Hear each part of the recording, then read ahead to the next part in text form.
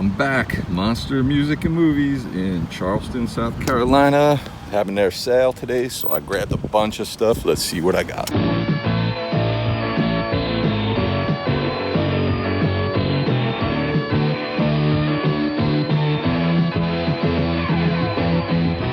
Oh, geez, scared me there. It was like you were coming right at me or something. Anyways, greetings y'all. Welcome to the video. Today we are talking about Monster Music in Charleston, South Carolina. The awesome Monster Music in Charleston, South Carolina. And this is actually my third video about visits to Monster Music. It's that great of a shop. I've had to do 3 videos on it so far. And like any good series of videos, films, when you get to that third one, it's gotta be in 3D, right? Like all the greats, Jaws and Friday the 13th and Amityville Horror and Passion of the Christ. Anyways, so what can I say about Monster Music that I haven't said in the other 2 videos, which I will put links below for you to check out if you want to see those previous visits. It's just an awesome store. It reminds me of like the record stores of my youth. Great staff, great selection, great prices. You know, they've got a cool like $1.99 bin that I seem to always find something in. If you were in this area whatsoever, you got to visit this place. When I booked this gig down here in Charleston, the thing I was most excited about wasn't making money. I wasn't having a gig for a few months. It was getting to go to Monster Music again. So without going any further in my love affair for Monster Music, and I'm gonna take these off before I get a headache, let's see what I got. 1987, we get the first compilation of A Very Special Christmas. Only recently did I kind of put this on my want list and had been looking for it, and surprisingly hadn't found it. I mean, this seemed like something I thought I would have an easier time finding, but hadn't found it, up until now. And then I'm digging through that like bargain bin there at Monster Music, and there it was, $1.99. So, can't beat that price. I remember when this, got some Monster Music stickers there. I remember when this came out. I think the big track off of this that everybody remembers, it's chock full of some great ones, but I think the Run DMC Christmas in Hollis was probably the standout track on this one for sure. The only bummer here is that the booklet is a little warped. When you go in those bargain bins, sometimes that happens. Like this last page is kind of stuck. I'm gonna have to, it's not too bad, like if you can see, it's just that very corner, but I'm gonna see if some people maybe who have a little experience with this can give me a little tip on how to maybe pop that open without tearing it or anything. If any of you have some suggestions, by all means, please drop it in the comments below. But yeah, this is just an awesome collection to have. I thought this would be great to have, at Christmas time, just to throw on here. Besides Run DMC, some of the other artists, Pointer Sisters, Eurythmics, Whitney Houston, Springsteen, U2. That's a really good cover as well. Christmas Baby, Please Come Home. Madonna, Bryan Adams, and on and on and on. I don't need to list every single one of them. And as I'm sure most of you know, there have been multiple volumes of this came out over the years, and you got this cool Keith Haring artwork on the cover, of course. But yeah, glad to have finally picked this one up. 2016, we got Bleached and their album Welcome the Worms. Kind of a weird title. I can't remember if that's like a lyric in one of the songs or not. I don't know. I don't really know what the story is behind that album name. So you've got some info there on the inside, no booklet. If we pop this CD, I'm not a big fan of these digipacks, as you probably know.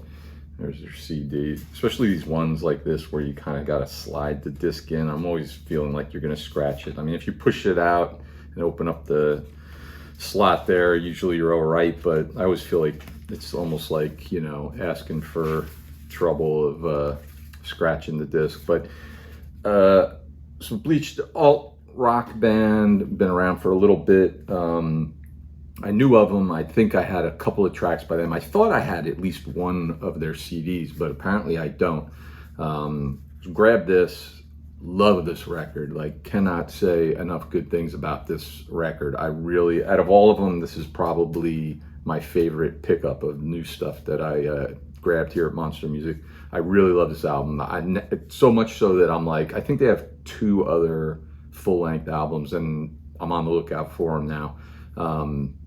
Yeah, this is just an awesome collection of songs, just really catchy. Just some of my favorites are Keep On Keeping On, Trying to Lose Myself Again, Wednesday Night Melody, Chemical Air, and Hollywood, We Did It All Wrong.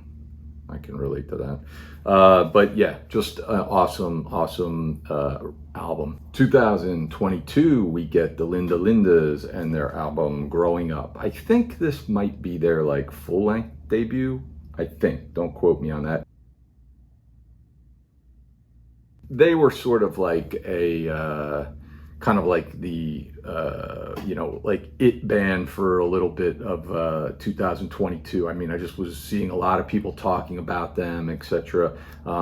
They kind of first came on the scene on my you know, radar or whatever, was when they covered a song by the Muffs for Amy Poehler had some like movie on Netflix, and they did a cover. I don't remember what song it was, but that's kind of how I became aware of the band. Then this came out last year, and I've kind of been eyeing it up and just kind of holding out. I went to Monster, they're having their sale, and I finally decided to, you know, bite the bullet and pick it up. And it's really good, very like pop punk, real catchy, you know, tunes. This has got the little hype sticker thing there, and another one of these digipacks that I can't stand. There's the CD, and this one actually has a booklet though. There we go, and fold out.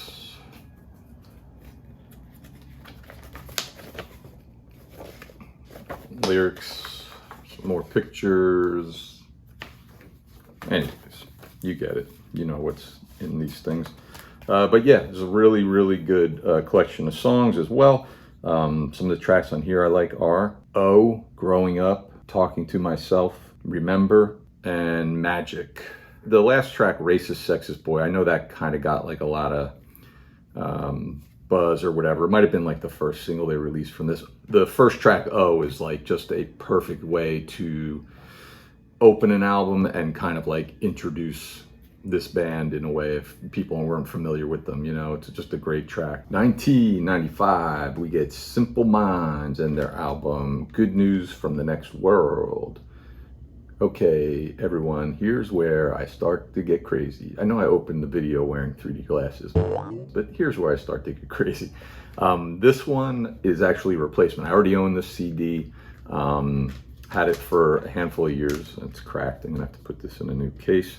But my copy I have at home is a promo version, and the booklet is got like a big sticker. Like some of those promos just have like that gold stamp on them. Mine has like this big sticker across the booklet, and I tried to peel it off and didn't do a great job at it, and it kind of tore it up and everything like that. So I've always been kind of like, I don't know, that just kind of drives me a little nuts, you know, but I've just been kind of looking for a replacement copy out there somewhere if I found it real cheap.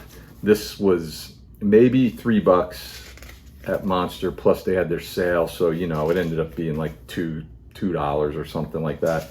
So I decided to pick it up to replace my copy that I have at home. I know it's bonkers. This is like, you know, after Simple Minds, I don't know, whatever, success in the US.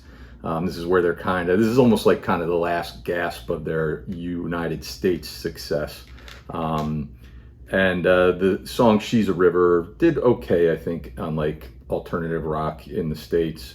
But it's a pretty good album. And Keith Forsey produced, I don't know if he produced the whole album or just some of the tracks. I think he produced the whole album. He was involved with Don't You Forget About Me, which was their real breakthrough in the United States. But some of the other tracks in here I like are Night Music, Hypnotized, and Seven Deadly Sins. So yeah, that's me being crazy, some kind of like OCD-ish kind of thing where I need to have a better copy because mine kind of got tore up a little bit. 1997, old 97's Too Far to Care. Same thing with this one. I had a copy of this. It's a promo, and booklet was kind of beat up, so I decided to be on the lookout for a newer copy. This one actually was brand new when I got it there. I think it was like $4 brand new, and then I got the discount.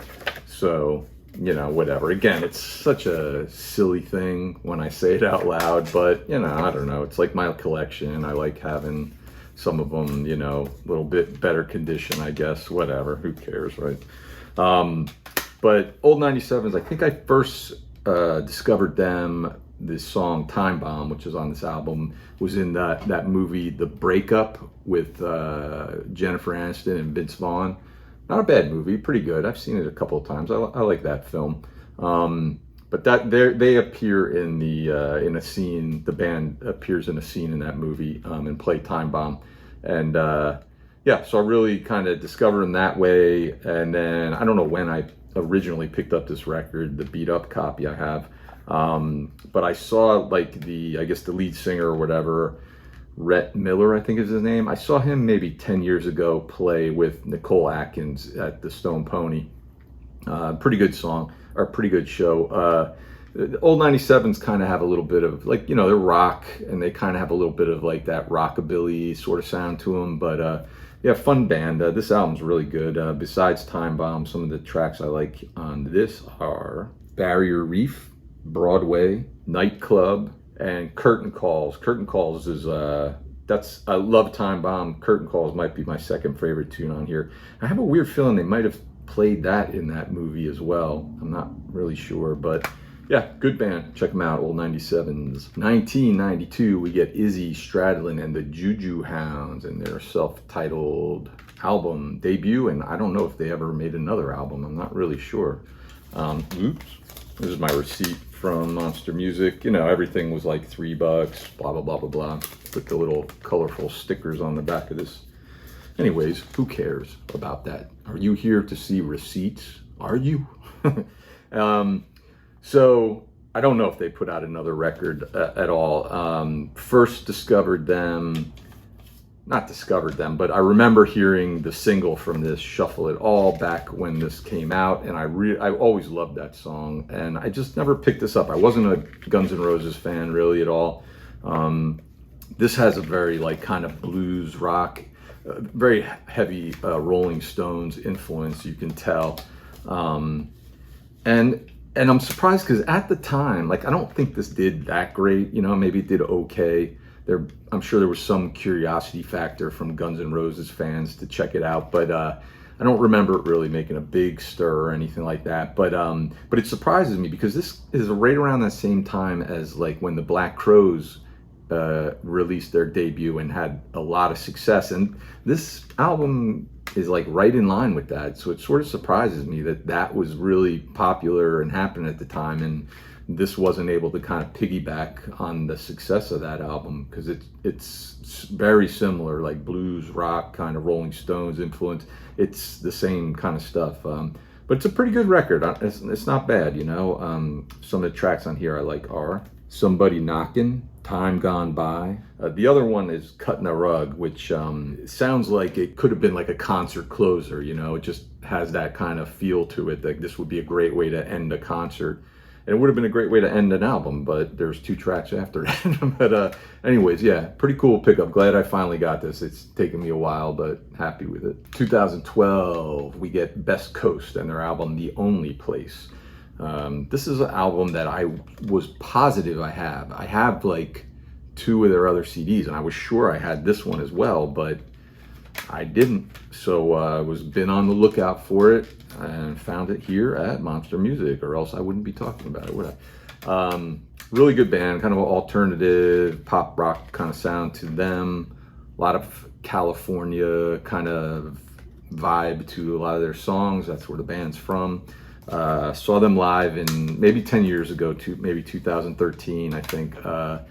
I think in either Seattle or Portland when I was on a really long road trip. I caught them. They happened to be playing in town when I was there. And really good show. I really like that a lot. I kind of lost track with them. I have I guess their first 3 records, and I don't really have anything after that. I know it's like a duo. I think her name is Bethany Cosentino. I think she just put out like a solo record actually. I haven't heard anything from that, but yeah, really good. Another really good record by them. Some of the tracks on here that I like are the title track, The Only Place, How They Want Me to Be, Do You Love Me Like You Used to, and Let's Go Home. So yeah, really cool collection. 1979, we get The Jam and their album Setting Suns. Really like The Jam, really got into them. I think it was in 2015. I saw there's a documentary, really good documentary. I think it's called all about the young ideas or something like that. I don't know, whatever. But it was really good. I liked it, and I just remember watching that documentary and they're playing the music, and I'm like, oh, I know this song. This is really good. I know this song. This is really good. And so I went out and I picked up a best of collection. I was actually working, believe it or not, in Serbia, of all places, and I went to this record store there called Metropolis, and they had a CD copy of their compilation called Snap, and I picked that up, and I don't know, it might be a 2 CD collection, I can't remember. I subsequently picked it up on vinyl, and it's a double vinyl. I'm not sure if it's 2 CDs or 1 CD, but you know, I kind of felt like that was all I'd ever need from the Jam. I didn't really have the desire to like start picking up their individual albums. It's a really awesome compilation, and I don't know, I just kind of saw this in their $1.99 bin. I couldn't believe this was in there for $1.99. It doesn't seem like the kind of album you'd find in there, you know. But it was there, and it was just so, you know, and it was $1.99 plus the 20% off, so whatever that is, $1.50 or something like that. So I don't know, it was just that cheap. I just couldn't pass it up, even though I kind of felt like I didn't really need it. But it's a great record, and it almost to the point where I'm starting to wonder should I start picking up their individual albums? I don't know. I kind of don't want to go down that rabbit hole, but man, this is a really good record. Besides like the tracks on here that were on my compilation, and they have a very like kind of Who influence to them, you know, like that mod sort of sound, which is interesting. We had some Rolling Stones influence, now we got some Who influence. Is there any Beatles influence coming up? I hope not. No, but yeah, it's a really good record. Some of the tracks on here I like are Girl on the Phone, Thick as Thieves, Wasteland, The Eaton Rifles. And then they do a cover of Heat Wave at the end, which is interesting because, like I mentioned, there's like a heavy like kind of Who influence, and the Who early in their career covered Heat Wave as well. So I'm sure that's got to be the reason why. I think I kind of like their cover of the Heat Wave better than the Who's actually, and I love the Who, but whatever. 1965, we get Herb Alpert and the Tijuana Brass and their album Whipped Cream and Other Delights. This is a very, very infamous, famous, iconic album cover, as I'm sure you're aware, as I show the back cover. Yeah, I don't have a lot of like kind of jazz kind of stuff, but I saw a documentary about Herb Alpert and A&M Records a little while ago, and really liked some of the music they were playing when they were kind of talking about his career. And I went out and picked up, I think, his debut, The Lonely Bull, actually last year at Monster Music is where I found it. So I've been kind of looking for this record as well. And I almost got it on vinyl. I found it at a Goodwill maybe last year, and I almost bought it, but it was a little expensive for a Goodwill. It was like $8 or $9, and it was kind of beat up, you know. Like I just was like, I know I can find a better copy of this. And then I was looking for it. That was vinyl. I was looking for it on CD and just hadn't had any luck. And lo and behold, Monster Music's got it. So I grabbed it, and it's really good. You know, it's instrumentals. It's funny. A lot of it reminds me of, I'm listening to this and I'm like, it sounds like the soundtrack to like a Blake Edwards movie from the 60s. You know, if you get that reference, you know, you'll know what I'm talking about. Some of the tracks on here I like are A Taste of Honey, Bittersweet Samba, Whipped Cream, and then he does Love Potion Number 9. I mean, a lot of these, I'm looking at the writing credits, and yeah, I don't see his name listed. So they're all like covers, I guess.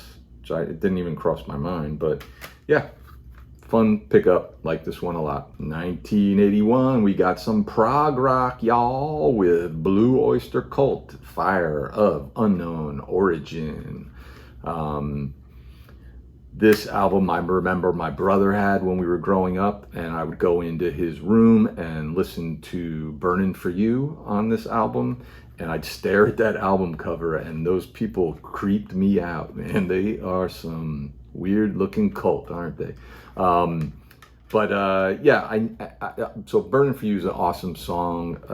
Great track. I loved it back then, still loved it now. Never had any interest in digging into Blue Oyster Cult, never have, or anything like that. Saw this there at Monster Music. It was brand new, $5, so I got the discount, or I think it ended up being like $4 or something like that. There they are. Whoa, where are the 3D glasses? But I knew I'd get my money worth out of those dollar 3D glasses. But like at Monster, they had this whole section of brand new, like cheap CDs that are brand new, like $5 or whatever. And I was flipping through all those and saw this there. And I don't know, it was just like one of those sentimental, nostalgic kind of moments. And I just decided to pick up, wondering what the rest of this sounds like. You know, I'm sure when I was a kid listening to this in my brother's room, I was just listening to that one track, Burnin' For You, over and over again instead of listening to the rest of the album. But so, you know, whatever, just, you know, kind of interesting. It's not bad, it's okay, not something I like gravitate towards, but it's not a bad record. Some of the tracks on here I like were Fire of Unknown Origin, Soul Survivor, Joan Crawford, Don't Turn Your Back. And like I said, Burnin' For You is obviously the standout track on this. If you've never heard that, you kind of, it's, you know, it's a good like rock song. I don't know how it did. Like, I wonder how it did on the top 40, you know, but be curious. I should look that up. 1985, I decided to mix some things up and bring in some vinyl. We got the Replacements and their album Tim. Love the Replacements. This is, depending on the day, it's either this or Pleased to Meet Me are my favorite Replacements albums. This is when they go to Sire. You know, they're starting to sound a little more mainstream alternative rock as opposed to like a little more scrappy, sloppy punk garage band when they were at Twin Tone. Just an awesome album. And this album, the history behind this one with me is I already own this on vinyl. I have it on CD. I've had it on CD forever, but I had this on vinyl, and the problem was I bought it, and I don't remember 100% of the details, but I know for whatever reason, I didn't get around to opening it or listening to it for like a long time, a few months. And I don't even remember where I bought it. But when I finally got around to listening to it, I opened it up and there was this big cut on the last song on side B or something like that. And it's kind of that song is kind of ruined. And there was no way for me to return it because it was so late in the game and I didn't even remember where I bought it from. So I kind of was stuck with it. So I just been kind of looking around, like one of these days I got to replace that. So Monster was having their vinyl sale. I decided to go in there and I was like, if they have it, I'm picking it up. And they did, so I got it. And I have 2 copies of it, but one's got a big, you know, cut in it, which is a bummer. But this is a great album, classic record, you know, like I said, alternative rock. Hold My Life, I'll Buy, Kiss Me on the Bus, Dose of Thunder, Waitress in the Sky, Bastards of Young, Left of the Dial, Little Mascara, Here Comes a Regular. you know, just an awesome record. If you're not familiar with the Replacements, check them out. This is certainly a great place to start. 1982, we get Social Distortion, and their debut album, Mommy's Little Monster. Love Social D, seen them live a whole bunch of times. Supposed to see them live this summer, but they postponed. Mike Ness got some horrible news. I think he's got some. I think he's dealing with some cancer, which is horrible. You hate to hear that. So they've had to postpone their summer tour. We're supposed to see it, I think, in later July, which when this video airs is past, obviously. But yeah, so hopefully he's better and is on the mend and can get back out there and keep playing some shows. Just an awesome punk band. They've been around forever. Orange County, Southern California.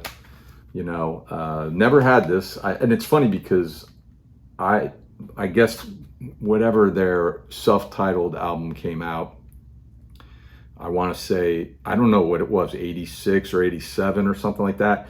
I always, for years, was under the impression that was their debut. It wasn't until, you know, many moons later that I discovered, oh no, they had a couple albums before that. And, you know, kind of been looking for them, but had never really come across them, certainly not used.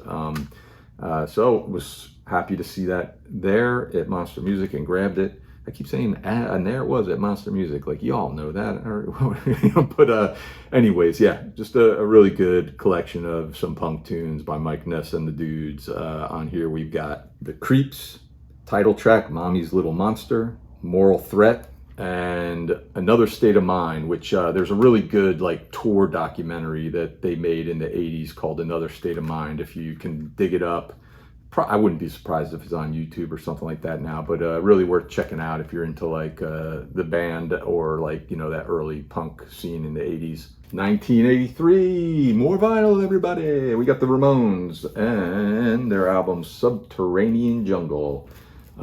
Big fan of the Ramones, love them. Funny story is really quick, speaking of the Ramones and vinyl, before I got the turntable, so I had a turntable when I was younger, got rid of it, got rid of all my vinyl. You know, this is way before the vinyl resurgence and everything. I didn't think I had any reason to hold on to them.